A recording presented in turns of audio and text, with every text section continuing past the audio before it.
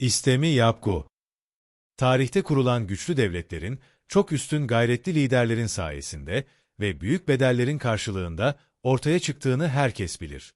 Yüce Türk milleti, geçmişte bugünkü devletimizin temellerini atarken, gösterdiği cesaret ve harcamış olduğu kan ile bunu ispatlamıştır. Bir vakitler Türk milletini harekete geçiren önder kişileri ve bunların rolünü hiçbir zaman inkar edemeyiz.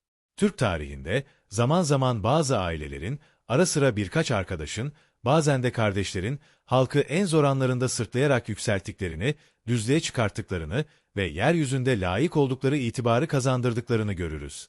İşte tarihimizde buna bir örnek olarak, yani iki kardeşin ülkeleri için yaptıkları fedakarlık açısından, Bumin ve İstemi Kağanları gösterebiliriz. Daha sonra, onların torunları sayılan İlteriş, Kapkan ve İlçortigin kardeşler de böyledir. Çünkü bunlar da, dağılmaya yüz tutmuş bir millet ile devleti, yeniden atalarının töresince yükselttiler.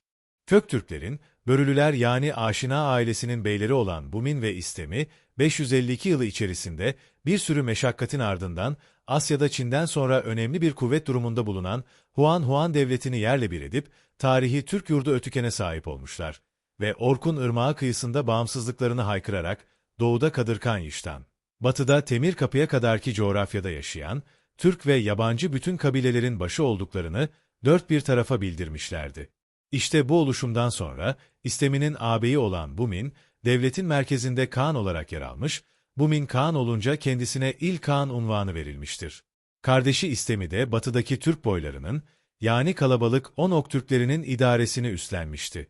Bumin, Kağan unvanını taşırken, İstemi de Yabgu diye anılıyordu. Yani veliaht oydu. Bumin'e herhangi bir şey olduğunda, ülkenin başına o geçecekti. Türklerin bayrağını yeniden yükselten, bu iki kardeşin yönetimi altına, zaten yıllardır bir başıbozukluktan dolayı bunalan Türklerin, aşağı yukarı hepsi girmişlerdi. Bu birliğe, belki sadece devlet durumunda bulunan, Akhunlar yani Aparlar dahil olmamışlardı. Ama onların da uyumsuzluğuna, bir süre sonra nihayet verilecekti. Başta Çin olmak üzere, çevredeki büyük devletlerle de diplomatik ilişkiler kurulduktan itibaren, 552 senesinde ilk Agan Bumin, fazla idarecilik yapamadan öldü. Köktürk tarihinin meselelerinden birisi de, Bumin'in ölümünden sonra, devletin başına geçen kişinin kimliği hususundadır. Kanaatimize göre, Orkun yazıtları bugüne kadar dikkatlice incelenmediğinden, Bumin'in ardından kağanlık vazifesini devralan şahıs olarak, doğrudan onun büyük oğlu gösterilmektedir. Halbuki kitabelere baktığımızda, bunun böyle olmadığı anlaşılır. Köktürk yazıtlarında, Bumi'nin ölüm haberi ve onun cenaze merasimini anlatan cümlelerin peşinden gelen, ondan sonra küçük kardeşi Kağan olmuş diye verilen açıklama, Bumi'nin yerine İstemi'nin kağanlık makamına çıktığına işaret etmektedir. Zaten yazıtların başında, Türk yaratılış destanı anlatılırken, İstemi'den de Kağan diye söz edilmesi, bu iddiayı kuvvetlendirmektedir. Fakat İstemi'nin kağanlığı, Çin yıllıklarında geçmese de, bizim için önemli olan Köktürk kitabeleridir. Bunun da sebebi, onun bu görevde çok uzun süre kalmayışıdır. Belki de, çok kısa bir müddet tahta oturduğundan, Çinliler bunu hesaba katmadılar. O büyük bir fazilet örneği sergileyerek, ağabeyinin cenazesine, Köktürk yazıtlarında da anlatılan, Altunyiş'teki karargahından gelmiş, muhtemelen de kendisine duyulan saygıdan dolayı, yeğenleri bir süre, en azından babalarının üzüntüleri geçene kadar, onun vazifede bulunmasını istemişlerdir. Bu sırada Köktürk Kağanlığı, yeni kurulmuş bir siyasi teşekküldür. Baştaki Kağan'ın ölmesi, Bumi'nin çocuklarının devlet idaresindeki tecrübesizliği, daha henüz tesis edilmiş bu birliğin dağılmasına yol açabilirdi. Ama İstemi, herhalde aksakalların da onayıyla kısa bir zaman içinde olsa devletin yönetimini üstlendi. Ve daha sonra ortalık yatışınca batıdaki Onok boylarını idare etmek üzere merkezine döndü.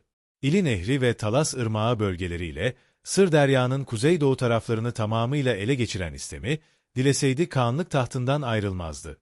Ancak o da biliyordu ki, böyle bir durum yeğenleriyle arasının açılmasına, Türk halkının yıllar sonra bulduğu huzuru kaybetmesine sebep olabilirdi.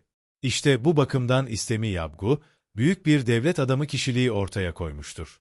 İstemi'nin, Köktürkçe belgelerin ışığında öğrendiğimiz, bu kısa süreli kağanlığının ardından, devletin başına Bumi'nin büyük oğlu Kara Kağan'ın geçtiğini biliyoruz. Kara Kağan da fazla yaşamadı ve yerine 553 yılında yine Türk tarihinde büyük bir iz bırakmış olan kardeşi Mokan tahta çıktı.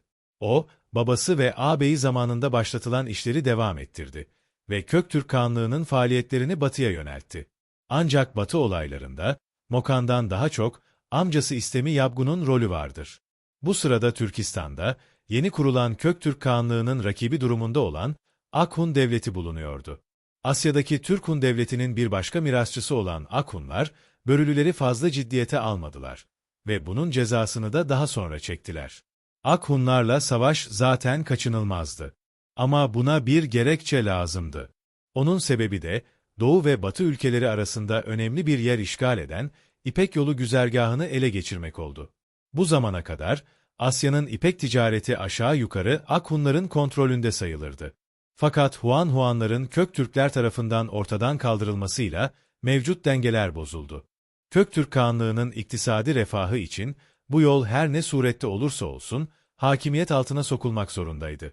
Onlar da biliyorlardı ki bir devlet sadece savaş gelirleriyle ayakta duramazdı. Orkun kitabelerinde açıkça Türk Kağanı'nın vazifelerinden birisi olarak halkın karnını doyurmak, ekonomiyi düzeltmek gösterilir. Akhunlar her şeye rağmen dişli bir rakipti. Belki tarihi görevlerini tamamlamışlardı. Ama öyle kolay kolay pes etmeye niyetleri yoktu. Buna bağlı olarak İstemi Yabgu'nun Akhunlara karşı Sasanilerle bir anlaşma yaptığını ve hatta aradaki ilişkileri sıklaştırmak için kızını da Sasani Şahı Anuşirvan'a verdiğini görüyoruz. Daha açık göz Sasaniler harekete geçmemişlerdi ki Köktürk orduları Maveraünnehir'de Akhun topraklarını zapt etmeye başladılar. Akhun devleti tamamen dağıtıldı. Böylece onlar tarihe karışmış oldular. Fakat Akhunlara ait toprakların paylaşımı hususunda bu kez de Köktürklerle Sasaniler arasında bir anlaşmazlık meydana geldi. O kadar çok şey hak etmeyen Şah Anuşirvan bu durumdan bir türlü memnun olmuyor, daha çok toprak talebinde bulunuyordu. Elbette ki Akhunların yok olmasıyla yeni sınırlar ortaya çıktı. Hem Köktürkler hem de Sasaniler topraklarını genişletmişlerdi. Bu suretle Asya'nın tüccar kavimlerinden biri olan Soğudlar, Köktürklerin de tebaası oldular. Ancak onlar Sasaniler tarafından rahatsız ediliyorlardı. Soğudlar kendi ticaretlerini korkusuz ve rahatça yapmak istiyorlardı. Ne bir devlet kurma ne de ortak olma gibi bir düşünceleri vardı. Sasaniler bu alışverişe engel olunca onlar da Köktürk Kağanlığı'na vaziyeti şikayette bulundular. Esasında bu tüccarlar herkes için gerekliydi. Bu yüzden İstemi Yabgu, Maniak adlı Soğudlu bir elçiyi İran'a yolladı. Köktürklerin bu sefiri, yanında bazı değerli hediyeleri de Sasani Şahı'na götürmüştü.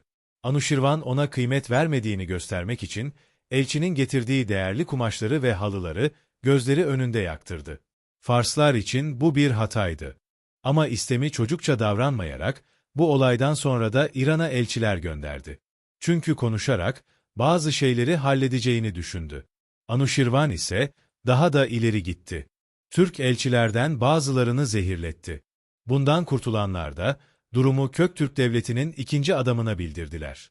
Tabii ki bütün bu olanlardan sonra İranlılarla savaş hali kaçınılmaz hale geldi.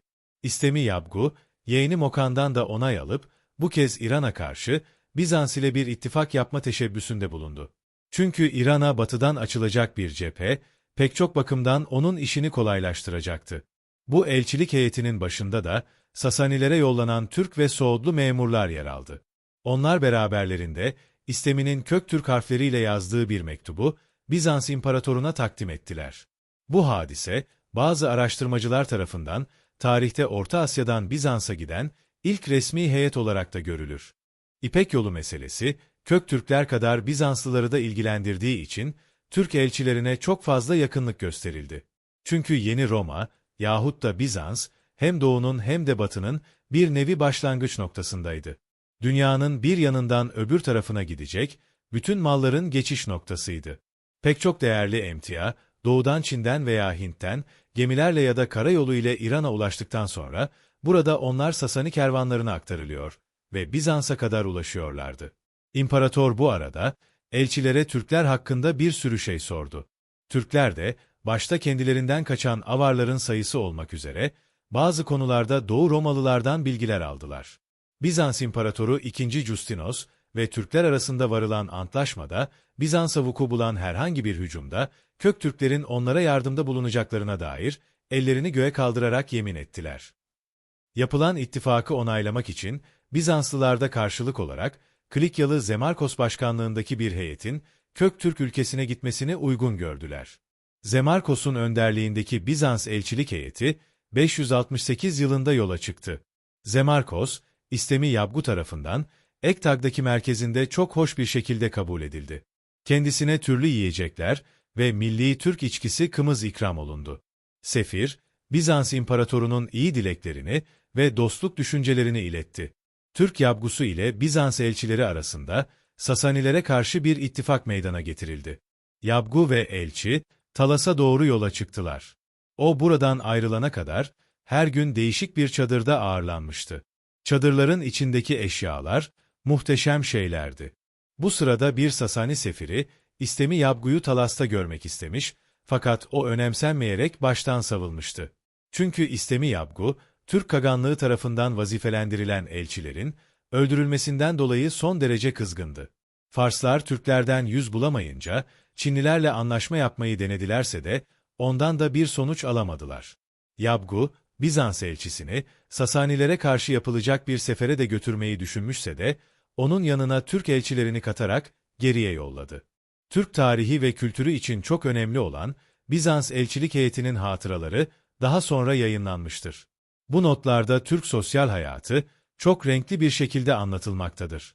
Özellikle İstemi Yabgu ve onun ikametgahına ait bilgiler oldukça kıymetlidir. Nihayet yukarıdaki siyasi faaliyetler neticesinde 571 yılında Sasani ve Bizans çatışması başladı. Bu savaşlar aşağı yukarı 20 yıl kadar sürdü. Böylece İran'da Köktürk Kağanlığını küçümsemenin cezasını çekmiş oldu. Her ne kadar batıdaki bu olayların gerçekleşmesinde İstemi Yabgu başrolü oynuyor gibi görünüyorsa da onun Mokan'dan habersiz hareket ettiğini düşünmemek gerekir. O, mutlaka esas Kağan olan yeğenine yaptığı her şeyi haber veriyordu. Bu arada Bizans'tan Köktürklere elçi olarak gelen Zemarkos, Tamga Tarkan adlı bir Türk elçisiyle birlikte yanlarında Soğudlu Maniak'ın oğlu da olduğu halde Bizans'a doğru yola çıktılar. Bu Türk elçilik heyeti oldukça kalabalıktı. Onlar Kafkasya'da, Kuban civarlarına geldiklerinde İranlıların pusularıyla karşılaşmışlarsa da Töloslerin batı kolu olan Ogurların yardımıyla bu kötü durumdan kurtuldular. Buna karşılık Bizans, ikinci bir elçilik heyetini 576 yılında Valentinos'un başkanlığında Köktürk ülkesine gönderdi. Bu sırada Köktürklerden kaçan Avarlar, Bizans İmparatorluğu sınırlarında bulunuyorlar ve onlarla müzakereler yapıyorlardı. Bizans elçisi Valentinos, 576'da Aral Gölü bölgesinde Türkşat tarafından karşılandı.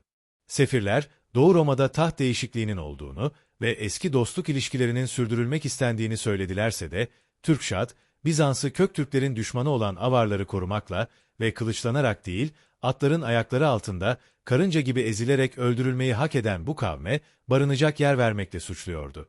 Bu sırada İstemi Yabgu'da ölmüş bulunuyordu. Türkşad onları babasının yerine geçen ağabeyinin yanına gönderdi ve büyük bir ihtimalle Valentinos da onun cenaze merasimine katılmıştı. Bundan bir müddet sonra Türk orduları Kırım bölgesini zapt ettiler. Fakat az bir zaman sonunda buradan çekilmek zorunda kaldılar. Herhalde buna sebep Kaganlığın içerisinde ortaya çıkan taht mücadelesiydi. Yabgu unvanını taşıyan İstemi, kuruluştan hemen sonra devletin batı kısmına, yani Onokları yönetmek üzere gönderilmişti. Onun merkeze bağlı bir şekilde faaliyet göstermesi, devletin güvenini artırıyordu. Devletin batı kanadının idaresinde, ölümünden sonra yerine, oğlu Tardu görev aldı. Ama hiçbir vakit, babasının yerini dolduramadı. Bilge Kağan'ın söylediği üzere, maalesef oğullar artık babalarına benzemiyorlardı. Böylece İstemi Yabgu'nun ölümüyle, Türk devletinin doğusu ile batısı arasında, kurulmuş olan güven ve işbirliği derin bir yara aldı.